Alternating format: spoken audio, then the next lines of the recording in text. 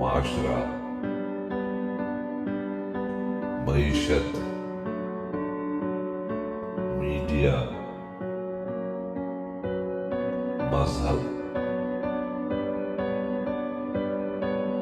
اور ماں۔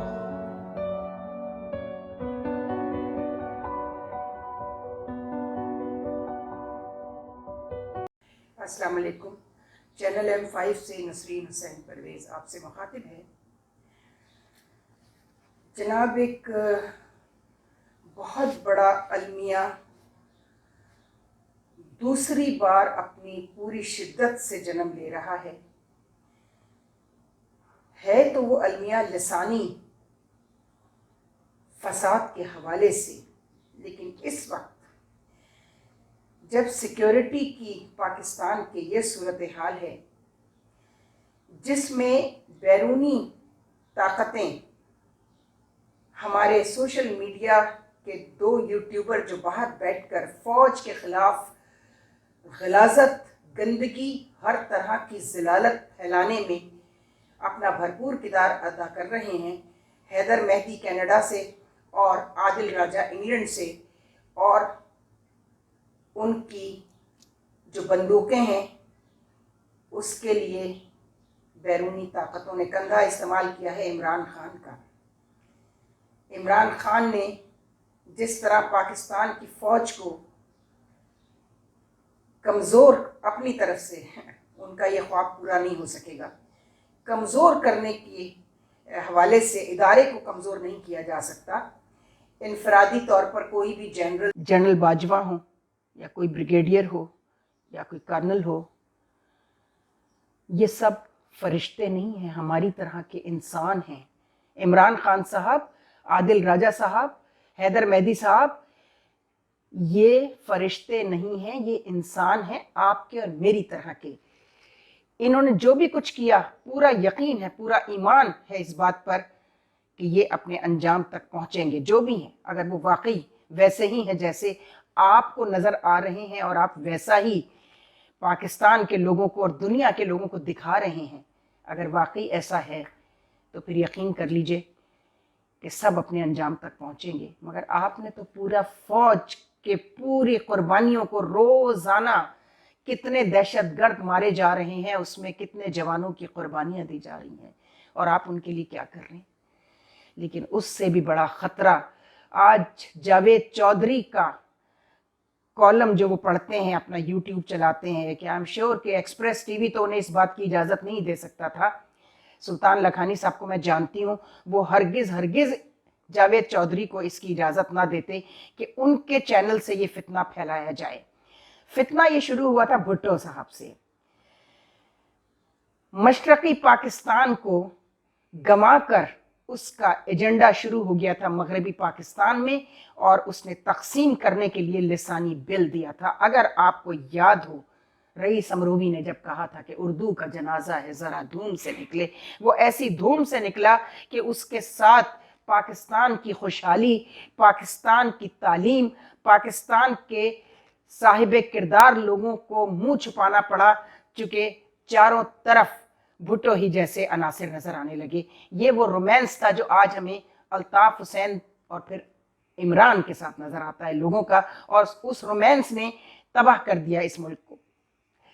لیکن جاوید چودھری صاحب، جو کچھ آپ نے پنجاب کے حوالے سے بات کی ہے، بہت ساری چیزیں حقیقت پر مبنی ہوتی ہیں، کہیں کہیں ان میں حقیقت ہوتی ہے، لیکن اس کا یہ مطلب نہیں ہے کہ آپ لسانیت کا زہر پھیلانا شروع کر دیں۔ ابھی فوج کی جو نفرت اس کے لیے پھیلائی جا رہی ہے، ابھی اس سے ہم نہیں نمٹ سکے ہیں۔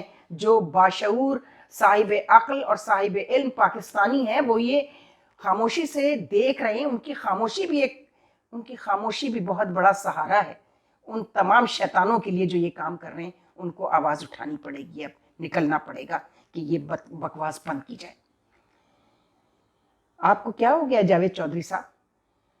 آپ جن لوگوں کے ایجنڈے پر اب چلے گئے، پیسے آپ نے بہت کما لیے ہیں، آپ سب سے زیادہ امیر کالمسٹ کہلاتے ہیں اس وقت، اینکر کہلاتے ہیں۔ کالمسٹ تو آپ جو تھے سو تھے، تب تک آپ کی مالی حیثیت کیا تھی سب کو معلوم ہے۔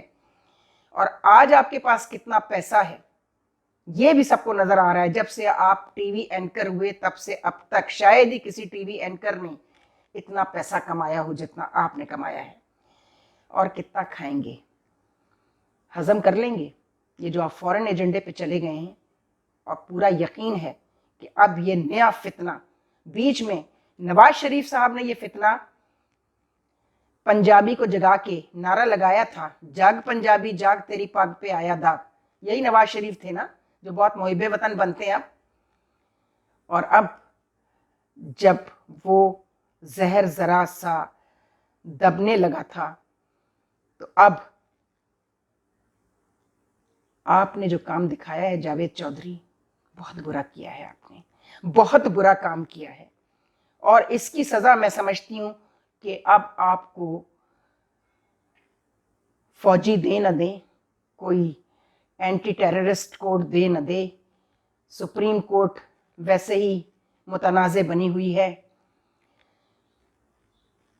آپ کو شرم آنی چاہیے تھی جاوید چودھری صاحب، جو آپ نے کہا ہے کہ پنجابی پاکستان کی تباہی کا ذمہ دار ہے.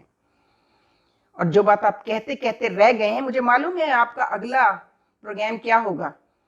فوج کے بعد آپ یہی کہیں گے کہ اصل میں ابھی تو آپ نے صرف یہ کہا ہے کہ اسٹیبلشمنٹ کو میں کچھ نہیں کہتا. تھوڑا سا ٹائم دیا ہے نا آپ نے کہ پہلے لوگ اس زہر کو ذرا نگلیں جو آپ نے اپنے یوٹیوب چینل سے پھیلایا ہے. اب آپ یہ بھی کہنے والے ہیں کہ پنجاب کی فوج. مجھے اتنی شدید تکلیف ہے، میں جب بلوچستان گئی تو ایئرپورٹ سے اپنے دفتر پہنچنے تک پہلا دن تھا، میں نے دیواروں پر پنجابی کے خلاف نعرے دیکھے تھے.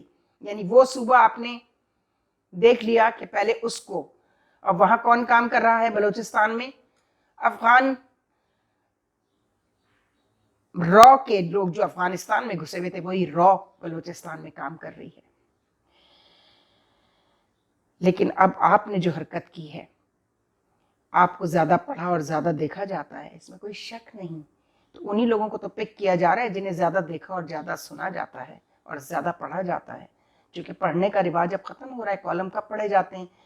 جب کالم کم پڑھے جانے لگے تو آپ نے کالم کو آڈیو ویژول کر دیا، آپ اسکرین پر لے آئے. آپ کا کالم کبھی کوئی اور پڑھ رہا ہوتا ہے، کبھی کوئی اور، کبھی آپ خود پڑھ رہے ہوتے ہیں، تاکہ لوگ دیکھ لیں کہ یہ جاوید چودھری کا کالم ہے. حسن نثار صاحب کا بھی یہی صورتحال ہے. لیکن حسن نثار نے آج تک کبھی کسی قسم کا تعصب اور زہر نہیں پھیلایا. وہ ایک بہترین کالمسٹ ہیں. اور آپ کو یاد ہوگا جب آپ کو جنگ اخبار نے نکالا تھا، یاد آیا کچھ؟ تو نوائے وقت کے عباس اطہر نے فون کیا، حسن نثار میرے گھر ہی بیٹھے ہوئے تھے، وہ میری کتاب کی تقریب رونمائی میں آئے ہوئے تھے اور میں لیٹ پہنچی تھی، تو میرے ہی گھر پر وہ ٹھہرے تھے. تو حسن بھائی نے آپ کا فون اٹینڈ کیا تھا اور عباس اطہر کا اس کے بعد. اور آپ سب کو مل کر جن نے آپ کی وجہ سے جنگ اخبار کا بائیکاٹ کیا، عباس اطہر نے، حسن نثار نے، آپ سب لوگ سلطان لاکھانی کے اخبار ایکسپریس میں چلے گئے تھے. یاد آیا کچھ؟ یہ وہ حسن نثار ہیں. تو حسن بھائی جو ہیں میرے، تو مجھے وہ اپنی جڑواں بہن کہتے ہیں. اور انہوں نے آج تک کبھی نہ مذہبی، نہ فرقہ وارانہ اور نہ ہی لسانی زہر اپنے کالموں سے اگلا ہے. وہ کسی نظریے کے فیور میں ہیں، اگر وہ عمران کے فیور میں ہیں اور کبھی کبھی عمران کی بھی ٹھیک ٹھاک کھنچائی کر بھی دیتے ہیں. وہ بہت بڑے جیالے تھے بھٹو کے دنوں میں، لیکن جب بھٹو کی اصلیت کھلی تو انہوں نے بھٹو کو ادھیڑنا شروع کر دیا. اور میری کتاب سلمیٰ کے مقدمے پر پہلا، جبکہ بے نظیر برسر اقتدار تھیں، کسی خوف کے بغیر 8 کالم کا تبصرہ انہوں نے وہی اسی نام سے لکھا جو انگریزی میں تھا، میں نہیں دہرانا چاہتی. تو جناب عالی، میں آج بہت پرزور اپیل کرتی ہوں ان تمام خاموش پاکستانیوں کی طرف سے، جناب جنرل عاصم منیر صاحب، آپ سے کہ خدا کے لیے اللہ کا واسطہ اب اٹھیے. اگر اب یہ فوج کے بعد یہ پنجابی کا زہر جس طرح جاوید چودھری نے پھیلانا شروع کیا ہے، تو قبل اس کے کہ یہ اور آگے بڑھیں، ان کے قدم روک لیے جائیں، ان کے قدم روک لیے جائیں. خدا کے لیے آپ کے علاوہ کوئی نہیں روک سکتا، چونکہ جو خود کہہ چکے ہیں نواز شریف صاحب، جاگ پنجابی جاگ تیری پاگ پہ آیا داغ. وہ نواز شریف کیسے روکے گا جاوید چودھری کو؟ آپ روکیں گے. آپ جیسے محب وطن سولجرز جو سپاہی ہیں جتنے ہیں آپ کے ساتھ, میں سب کو اپیل کرتی ہوں کہ اس طرح کے زہر کو پھیلنے سے پہلے, قبل اس کے کہ اس کا وہی جو ہے وہی صورت ہمیں نظر آئے جو عادل راجہ اور حیدر مہدی کے ذریعے ہو رہا ہے, اور وہ سمجھ رہے ہیں کہ اب ان کا پروپیگنڈا جو ہے وہ کام کر گیا ہے, لوگوں نے فوج سے نفرت شروع کر دی. ایسا بالکل نہیں ہے. انشاءاللہ بہت اچھا وقت آ رہا ہے جب آپ دیکھیں گے کہ یہی لوگ بیٹھ کر کہہ رہے ہوں گے کہ ہاں ہمیں معافی دے دو, ہم سے غلطی ہو گئی, قبل اس کے کہ ان کو یہ خطرے کی بو سونگھ لیں کہ وہ ان کو چلا ہوا کارتوس بنا دیں ان دونوں صاحبان کو, یا اڑا دیں وہیں بیٹھے بیٹھے لنڈن اور کینیڈا سے, یہ دونوں صاف ہو جائیں دنیا سے. تو سفر کون کرے گا؟ ان کی فیملیاں سفر کریں گی, ان کو کوئی ہوش نہیں ہے. لیکن خدا کے لیے آپ تو ہوش میں ہیں. کل قومی سلامتی کونسل کا اجلاس ہوا ہے, آپ تینوں افواج کے سربراہ اس میں موجود تھے, D G I S I بھی تھے. اب تو آنکھیں کھولیے اور دیکھیے کہ اب آپ کو کیا کرنا ہے. لگا دیں مارشل لا, لگا دیں ایمرجنسی, اور ایسا جوتا اتاریں ایسے تمام عوامل کے خلاف جو پاکستان میں رہ کر بھی ان کا کام کر رہے ہیں. تو یقیناً ان کو کہیں سے پروٹیکشن بھی ہے, ان کو تحفظ دیا گیا ہے کہ جس طرح ہم نے بھٹو کو تحفظ دیا, اس نے لسانی بل, پھر کوٹا, پھر نیشنلائزیشن, دنیا کی کوئی ذلالت اس آدمی نے نہیں چھوڑی, اور پاکستان کو اس نے کہاں پہنچا دیا. الیکشن کمیشن کو اس نے پولیٹیسائز کیا, جیالے بھرتی کرا کر. یہ کنور دلشاد ٹائپ کے جیالے وہیں سے بھرتی ہوئے تھے سارے, اور ان کا خیال تھا کہ وہ 77 کا الیکشن اپنے جیالوں کے ذریعے جیت لیں گے. لیکن پھر کیا ہوا؟ پھانسی لٹک گئے. خدا کے لیے اتار لیجئے وہ جوتا جس کا قوم انتظار کر رہی ہے. آپ ایک دفعہ بات تو کر کے دیکھیں, ایک ریفرینڈم تو کرائیں, ذرا ایک پول کروائیں پاکستانیوں سے کہ وہ اب کیا چاہ رہے ہیں. آپ نے تو ان کو بے آسرا کر دیا ہے, نہ جوتا اتار رہے ہیں, نہ کچھ کہتے ہیں ان کو, نہ کسی کو روکتے ہیں. اور خان صاحب, آپ کا ایک پروپیگنڈا تو فوج نے فیل کر دیا. اگر فوج سپریم کورٹ کے پیچھے بھی ہوتی تو میں دیکھتی ہوں کیسے بندیال صاحب یہ آرڈر نکال دیتے. نہیں ہے نا, اور انہوں نے کہا نہیں جی جو سپریم کورٹ کہے گی ہم وہ کریں گے. تو پھر لعنت تو اب آپ پر بھیجنے کو دل چاہتا ہے, جنہوں نے فوج کو بدنام کرنے کے لیے پہلے دن سے ہینڈلرز ہیں جی سپریم کورٹ کے پیچھے, ججوں کے پیچھے. آپ کون ہیں؟ آپ کون ہیں؟ ہوش کے ناخن لیں, ہوش کے ناخن لیں. اگر یہ کہا جا رہا ہے کہ ایک ہی دن الیکشن ہو جائیں گے, خرچہ کم ہوگا, تو اس میں کیا برائی ہے؟ اور پھر وہ سکندر سلطان جس سے آپ کو اتنی شکایات ہیں, اس کی مجال تھی کہ وہ کہتا کہ ہاں میں نہیں کراتا الیکشن. اگر اسٹیبلشمنٹ اس کے ساتھ ہوتی, اور اسٹیبلشمنٹ جسے آپ ہینڈلرز کہتے ہیں, اگر ہینڈلرز سکندر سلطان کو کہہ دیتے کہ نہیں بھائی یہ نہیں امپلیمنٹ کرنا ہے یہ آرڈر سپریم کورٹ کا, تو کیا اس کی مجال تھی؟ اتنا دم ہے اس میں, اتنی ہمت ہے سکندر سلطان میں؟ نہیں ہے نا. تو پھر وہی سکندر سلطان ہوگا اور وہی آپ کا الیکشن ہوگا جس کا آرڈر کیا ہے بندیال صاحب نے. تو ریزلٹس مان لیں گے آپ. کیا پتا اس کے اندر کیا پل رہا ہے, چونکہ بہرحال وہ حکومت کا نوازا ہوا, نون لیگ کا نوازا ہوا آدمی ہے.